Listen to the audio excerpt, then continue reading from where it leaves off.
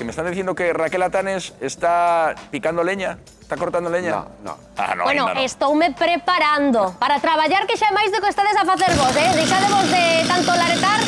Bueno, aquí Adrián, o noso amigo Touro, xa está preparado porque agora que o número dun mago, vai baixan as temperaturas, hai que facer acopio de leña. Hoxe imos aprender como collela, como cortala, como escollela e amortizala ao máximo. Efectivamente. Entre outras cousas, imos aprender diferentes tipos de corte que nos van a axudar a que estean en óptimas condicións.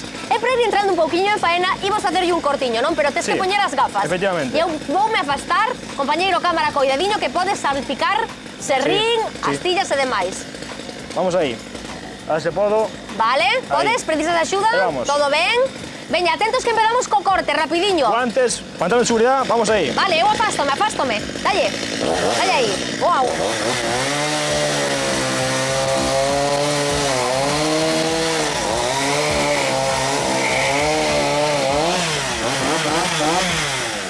Pois a volta de publicidade imos seguir aprendendo con Adrián Contouro.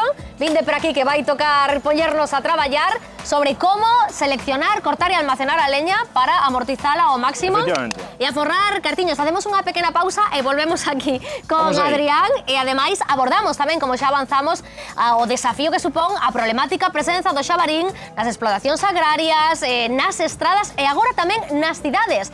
Cal é a solución? Pois quizáis pasa polas batidas con arco e frecha. Contamos todos os detalles nos minutiños. Agora volvemos.